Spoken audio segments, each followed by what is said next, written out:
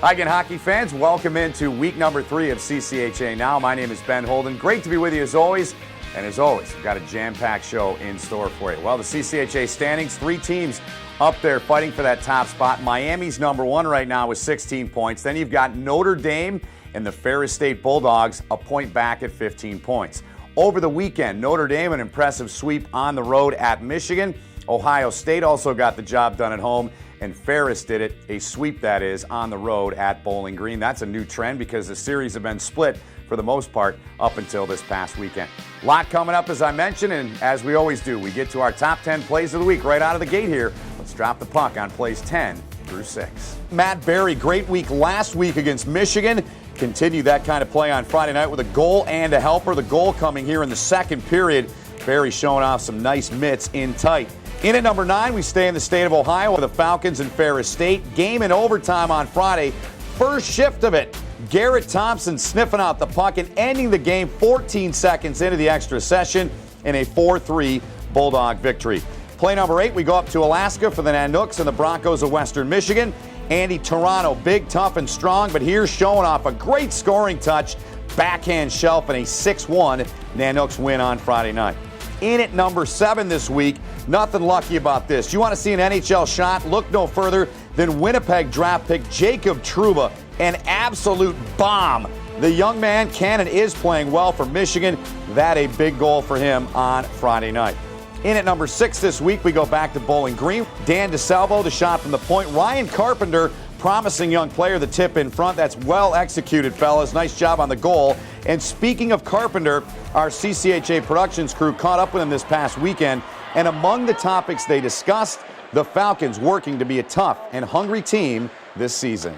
I think the differences would be I think we're a little more skilled team, and we have a little more depth. And some of the similarities, I think we still have that compete and hunger, but and that battle level. But I think we've been inconsistent with that at nights, and that's something we've been looking to get back to. They get inside of the net. It was Carpenter down there, and it's 1-0. We took from that experience, which is just not easy.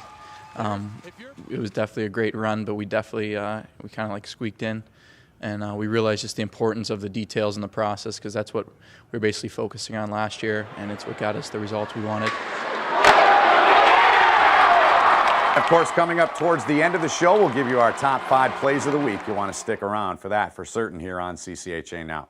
Well, one of the many great features we have here on this show every week is our CCHA Profiles. This week, we turn to former Miami captain and goal-scoring great Ryan Jones, who down in Oxford, Ohio, was a special part and a big part of that thing they call the brotherhood. Always exciting to play for. You know, the brotherhood it's just another way of saying be a team all over the place. And, you know, the guys embraced that really well, and it was always exciting to be a part of a team that you knew was going to go to bat for you all the time. And Neely's wide. Palmer in front, tipped her in, and the Red Hawks take a 1-0 lead. And you can see the full version of this week's CCHA Profile. It's on Friday. Ryan Jones right here on CCHA.com. Well, as we're doing all season here, the 42nd and final season of the CCHA, we are celebrating the legacy, proudly displayed, and you see the patches on the players' uniforms each and every CCHA game. Well, Brendan Morrison, certainly a great part of the legacy, a Hobey Baker winner, a national champion in his time at Michigan, one of the true greats of this great league. He was back in Ann Arbor last weekend to help rededicate Yost Ice Arena. Brendan Morrison had his son with him. They were going to take a tour around Ann Arbor and take in some of the sights. And Brendan Morrison was also on the ice to cut away part of the net at Yost Ice Arena. So many great memories. Here now, a sampling of what we caught up and talked with Brendan Morrison about in this week's Celebrate the Legacy moments. Just walking out on the ice tonight brought goosebumps. You know, it's just looking around to see how this place has transformed here. They've done an amazing job, but just being back in Ann Arbor, I remember exiting on 177, driving down State Street. Everything just comes flooding back. And, I brought my son with me this time, and he's 10 years old, to just try to walk around campus and kind of relate to him what I went through. And it's funny, he's actually closer to the age I was in college than I am to that age. But you just try to imprint how special a time it is. And it's really tough to describe, the moment, but something that I'm very appreciative to have the opportunity to come to Michigan. Time now, folks, to take a look at our CCHA Players of the Week. And we start with the post-game Offensive Player of the Week. Kyle Bonus from Ferris State. Bonus had a goal and an assist and was the Perani Cup third star in a 4-3 OT win at Bowling Green on Friday. The Gladiator Defenseman of the Week, Robbie Russo from Notre Dame. He had an assist in a 3-1 win at Michigan on Thursday. He scored twice and had an assist and was the first star in a 4-1 win on Friday over Michigan. Staying on the back end for our goaltender of the week, it's the teammate of Russo, Steven Summerhays. Stop 24 was the first star, the Perani Cup first star in a 3-1 win over Michigan on Thursday. And our Gong Show Rookie of the Week, Jay Williams, the young man from Miami, stopped 19 shots, 2 more in the shootout in a 2-2 tie shootout win against Michigan State on Friday. He made 13 saves to get his first career shutout and was the #1 star Saturday in a 2-0 win over Michigan State.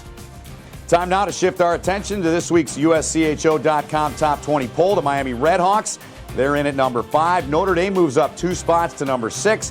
Western Michigan, they're in the top 10, number 9, staying where they were last week. In the bottom half, Ferris State at number 16. They move up 4 spots from number 20. And the Michigan Wolverines drop 6. They are 19th in this week's Top 20 poll. As for the games this week in the CCHA, it'll be a Thanksgiving Eve contest at Yost. It'll be Bowling Green in Michigan. That one gets underway at 7:35, and you can see it on Comcast television. On Friday, November the 23rd, Ohio State at Lake State, Alaska at Northern Michigan, and North Dakota down at the Compton Family Ice Arena in South Bend to take on Notre Dame. Those games all 7:35 starts. On Saturday, Ohio State's at Lake Superior again, Alaska's at Northern Michigan, North Dakota at Notre Dame at 5:05, and Michigan, they square off with Cornell at the world's most famous arena, Madison Square Garden in New York City at 8 o'clock Eastern. This past week, the guys were down at Bowling Green, and they had a chance to catch up with Scott Zarnausen, a defenseman for the Ferris State Bulldogs, and he was a part of that team last year that went all the way to the national championship game, a team that was a very defensive-minded team a year ago. This year, a little bit of a change. They're expecting a little more offense in Big Rapids.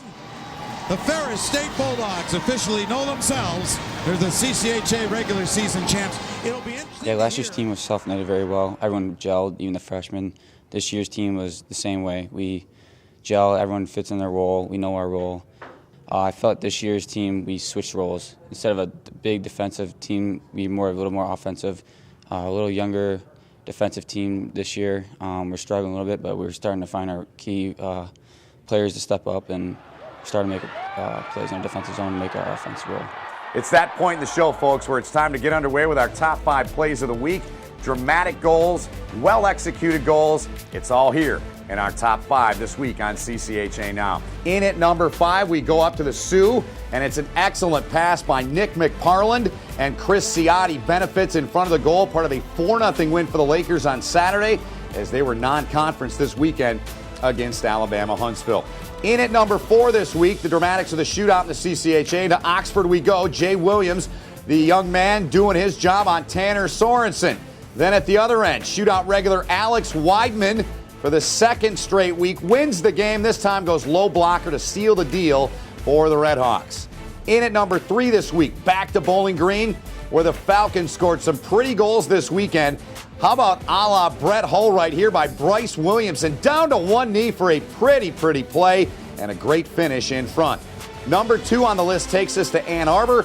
Junior TJ Tynan reaches the career 100-point mark with as good of a pass as you'll see.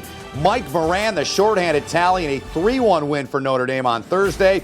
Congrats to Tynan for the milestone. You don't see that often anymore in college hockey. And the drum roll, please. Play number 1 this week, CCHA Offensive Player of the Week, Kyle Bonus. He's a sniper and a captain for Ferris State. Beautiful effort here. Forehand, then backhand, and he puts it away in a 4-3 overtime win for the Bulldogs, our number 1 play of the week. Well, that's our show for this week. As always, thanks to our CCHA production staff. They do a great job, and they make my job truly easy to bring this show to you. We appreciate what they do. Reminder, you can follow us on Facebook, Twitter, YouTube, and as always, CCHA.com. Impossible not to keep tabs on this great league. Until next week, enjoy the games. Ben Holden here saying Happy Thanksgiving. And as we leave you, here's a look back at some of the sights and sounds from last week's rededication at Yost Ice Arena.